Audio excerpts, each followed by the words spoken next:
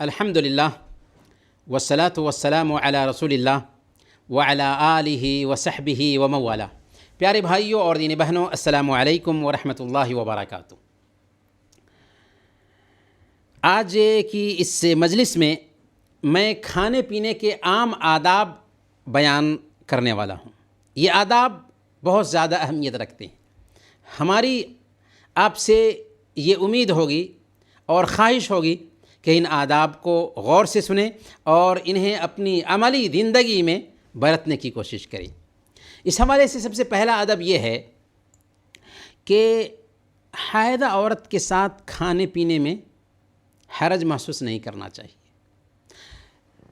حیض عورت کے لیے فطری چیز ہے اور ہمارا دین بھی فطری دین ہے، اس لیے دوسرے لوگوں کے جیسے ماہواری کے دنوں میں عورتوں سے کٹ جانا اسلام اس سے سختی کے ساتھ منع کرتا ہے۔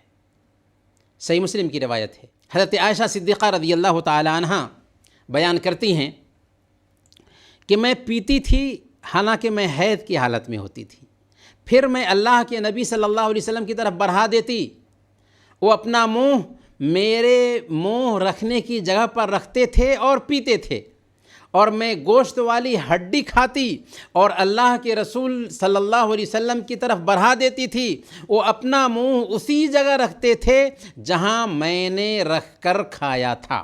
سبحان اللہ، کیا انداز تھا اللہ کے نبی صلی اللہ علیہ وسلم کا اپنی بیویوں کے ساتھ پیار اور محبت کے اظہار کے لیے۔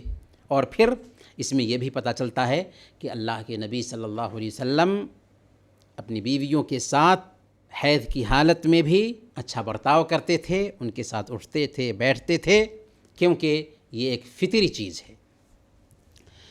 کھاتے وقت کھانے کی تعریف کرنی چاہیے۔ جس عورت نے کھانا بنایا ہے، بناتے وقت کس قدر تھکی ہوگی، لیکن تعریف کے دو بول اس کی ساری تھکاوٹ کو آسان کر دیتے ہیں۔ اس لیے کھانا کھانے کے بعد یا کھانا کھانے کے بیچ میں تعریف کے دو بول بولنے سے ہرگز کترانا نہیں چاہیے۔ صحیح مسلم کی روایت ہے، حضرت جابر رضی اللہ تعالی عنہ بیان کرتے ہیں کہ اللہ کے رسول صلی اللہ علیہ وسلم میرا ہاتھ پکڑ کر مجھے اپنے گھر لائے اور روٹی کا ایک ٹکڑا مجھے تھمایا اور گھر والوں سے پوچھا کہ سالن ہے؟ انہوں نے کہا کہ سرکہ کے علاوہ کچھ بھی نہیں۔ رسول اللہ صلی اللہ علیہ وسلم کا گھر ہے اور سرکہ کے علاوہ کچھ بھی نہیں ہے۔ سبحان اللہ۔ آپ صلی اللہ علیہ وسلم فرماتے ہیں نعم الادام الخل، سرکہ بہترین سالن ہے، سرکہ بہترین سالن ہے۔ تو کھانے کی تعریف کرنی چاہیے۔ اسی طرح اللہ کے نبی صلی اللہ علیہ وسلم کبھی بھی کھانے میں عیب نہیں نکالتے تھے۔ اگر کھانا اچھا ہوتا کھا لیتے، اچھا نہیں ہوتا چھوڑ دیتے تھے۔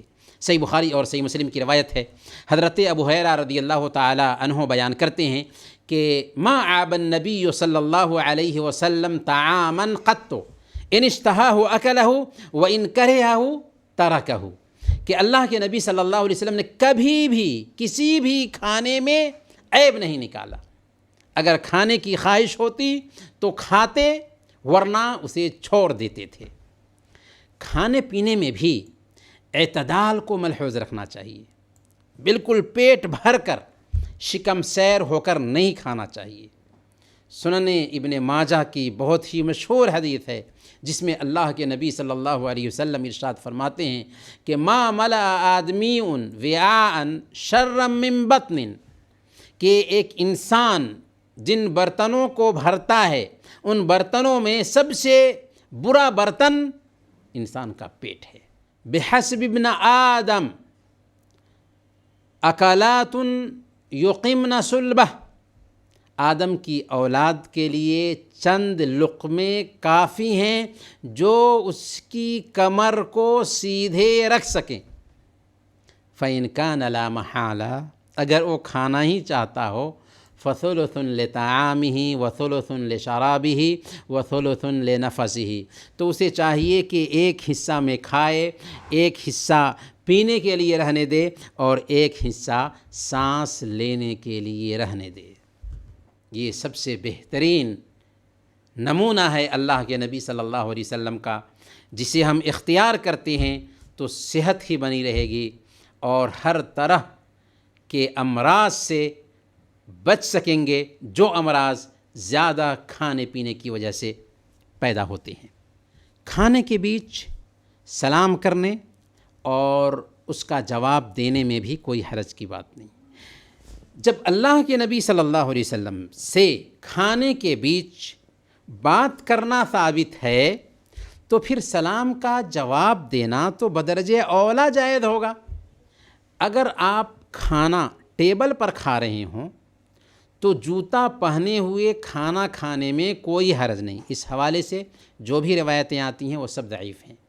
اور اگر کوئی اچانک کسی کے پاس آ جائے اور وہ کھانا کھا رہا ہے تو اسلامی ادب یہ ہے کہ اس کو بیٹھائے اور اس کو بھی اپنے کھانا میں شریک کرے، اور آنے والے کو بھی دل رکھنے کے لیے کھانا میں شریک ہو جانا چاہیے، یا کم سے کم کچھ لقمے ہی منہ میں ڈال لینے چاہیے تاکہ اپنے ساتھی کا دل رکھ سکے۔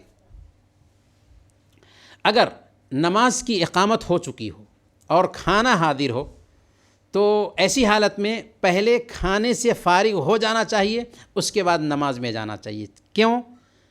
تاکہ ایسا نہ ہو کہ نماز میں ہم کھانے کا ہی دھیان رکھیں اور اسی میں الجھے ہوئے ہوں۔ صحیح مسلم کی روایت ہے، اللہ کے نبی صلی اللہ علیہ وسلم نے ارشاد فرمایا، لا صلاۃ بحضرۃ الطعام ولا وهو يدافعه الاخبثان، کہ جب کھانا حاضر ہو اور پیشاب پیخانہ نکلنے کے لیے زور لگا رہا ہو تو نماز نہیں۔ تو پہلے ضرورت سے فارغ ہو جائیں، کھانا حاضر ہے کھانا کھا لیں، پیشاب پیخانے کی ضرورت ہے اس سے فارغ ہو جائیں، پھر نماز میں جائیں تاکہ نماز سکون کے ساتھ ادا کر سکے۔ اگر کوئی کسی دعوتی کے ساتھ طفیلی بن جاتا ہے اور اس کے ساتھ چلا جاتا ہے تو ایسی حالت میں مہمان کو چاہیے کہ میزبان سے اجازت لے لے اور پھر اس کو ساتھ میں لے جائے۔ صحیح بخاری اور صحیح مسلم کی روایت ہے، ایک انصاری اللہ کے نبی صلی اللہ علیہ وسلم کو دعوت دیتے ہیں۔ جب آپ ان کی دعوت کھانے کے لیے جا رہے تھے تو آپ صلی اللہ علیہ وسلم کے ساتھ ایک آدمی چلنے لگے، یہاں تک کہ آپ کے ساتھ اس کے دروازے تک پہنچ گئے۔ جب دروازے پر آپ تشریف لائے تو آپ صلی اللہ علیہ وسلم نے انصاری صحابی سے کہا کہ یہ آدمی میرے پیچھے آ گیا ہے، اگر چاہو تو اجازت دے دو اور اگر چاہو تو اسے واپس کر دو۔ انہوں نے کہا کہ نہیں، میں اجازت دیتا ہوں۔ تو اس بات کی گنجائش پائی جاتی ہے کہ اگر اجازت دے دیتا ہے میزبان تو اسے کھانے پر لایا جا سکتا ہے۔ پینے کے کیا آداب ہیں؟ ہم کوئی چیز پیتے ہیں تو پینے کے بھی کیا کچھ آداب ہیں؟ جی ہاں، پینے کے بھی کچھ آداب ہیں جنہیں ہمیں فالو کرنا چاہیے، اسلامی طریقے سے پینے کی کوشش کرنی چاہیے۔ کیا آداب ہیں وہ؟ سب سے پہلے نمبر پر، اگر ہم بھرے مجمع میں پائے جاتے ہوں تو پینے کی چیز اگر کسی کو دینا ہے تو سب سے بڑے انسان سے شروع کرنی چاہیے، بڑے آدمی کو دینا چاہیے۔ لیکن اگر دائیں طرف بڑے نہیں ہوں بلکہ بچے ہوں تو شروع بڑے سے نہیں بلکہ دائیں طرف سے کرنا ہے۔ صحیح بخاری اور صحیح مسلم کی روایت ہے، اللہ کے نبی صلی اللہ علیہ وسلم کے پاس پینے کی کوئی چیز پیش کی گئی، آپ صلی اللہ علیہ وسلم نے پیا۔ آپ کے دائیں جانب ایک بچہ تھا اور بائیں جانب کچھ بزرگ تھے۔ آپ نے پینے کے بعد بچے سے پوچھا کہ کیا تو مجھے اس بات کی اجازت دیتا ہے کہ میں ان بڑوں کو دوں؟ اس نے کہا کہ اللہ کی قسم یا رسول اللہ آپ کے بعد کا جو حصہ ہے اس حصہ پر میں کسی دوسرے کو ترجیح نہیں دے سکتا، چنانچہ اللہ کے نبی صلی اللہ علیہ وسلم نے اسے ہی دے دیا۔ اسی طریقے سے کھانے پینے کے برتن کو ڈھانک کر رکھنا چاہیے جس میں ہم کھا رہے ہوں یا پی رہے ہوں۔ صحیح مسلم کی روایت ہے، اللہ کے نبی صلی اللہ علیہ وسلم نے ارشاد فرمایا، برتنوں کو ڈھانک دو، مشکیدہ کا منہ بند کر دو، یعنی پینے کا جو مشکیدہ ہوتا ہے اس کا منہ بند کر دو، دروازہ کو بھی بند کر دو، چراغ بجھا دو، بے شک شیطان بندھن کو نہیں کھولتا، اور نہ ہی بند دروازے کو اور نہ ہی بند برتن کو کھولتا ہے۔ اگر کچھ نہ ملے تو لکڑی کا ٹاٹ ہی صحیح اسی کو اس پہ ڈال دو تاکہ وہ بند ہو جائے۔ اسی طریقے سے پانی کھڑے ہو کر پینے سے بچنا چاہیے۔ اللہ کے نبی صلی اللہ علیہ وسلم ہمیشہ بیٹھ کر ہی پانی پیتے تھے، اور آپ نے کھڑے ہو کر کبھی کبھار پانی پیا ہے، جبکہ آپ کی اکثر عادت بیٹھ کر پانی پینے کی تھی۔ کھانا بھی بیٹھ کر کھاتے تھے، پانی بھی بیٹھ کر پیتے تھے۔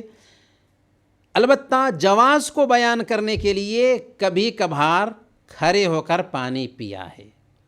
چنانچہ علماء لکھتے ہیں کہ کھڑے ہو کر پانی پینا جائز تو ہے، البتہ افضل اور بہتر یہی ہے کہ ہر حالت میں بیٹھ کر ہی پانی پیا جائے۔ کچھ لوگ زمزم کا پانی کھڑے ہو کر پیتے ہیں جس کا کوئی ثبوت نہیں۔ اللہ کے نبی صلی اللہ علیہ وسلم نے پانی پیا کھڑے ہو کر یہ بتانے کے لیے کہ کھڑے ہو کر بھی پانی پیا جا سکتا ہے۔ ٹھیک ہے، آپ نے زمزم ہی پیا، لیکن کھڑے ہو کر اس لیے نہیں پیا کہ زمزم کو کھڑے ہو کر پینا افضل ہے، بلکہ اس لیے پیا تاکہ بتایا جا سکے کہ کھڑے ہو کر بھی کبھی کبھار اگر پینے کی نوبت آتی ہے تو پیا جا سکتا ہے، ورنہ آپ کا اصل اسوہ یہ ہے کہ بیٹھ کر کے پیا جائے۔ کوئی چیز پیتے وقت برتن میں سانس نہیں لینا چاہیے۔ بخاری اور مسلم کی روایت ہے، اللہ کے نبی صلی اللہ علیہ وسلم نے ارشاد فرمایا، اذا شرب احدکم فلا يتنفس فی الاناء، جب تم میں سے کوئی آدمی پیے تو برتن میں سانس نہ لے، برتن میں سانس نہ لے۔ اسی طرح 3 سانس میں پانی پینا چاہیے۔ بخاری اور مسلم کی روایت ہے، حضرت انس رضی اللہ تعالیٰ عنہ بیان فرماتے ہیں کہ اللہ کے نبی صلی اللہ علیہ وسلم پینے کی چیز 3 سانس میں پیتے تھے۔ یہ کچھ آداب ہیں پینے کے حوالے سے۔ اللہ تعالیٰ ہم سب کو ان آداب کے مطابق زندگی گزارنے کی توفیق عطا فرمائیں۔ آمین۔ وصلی اللہ علی نبینا محمد وعلی آلہ وصحبہ اجمعین۔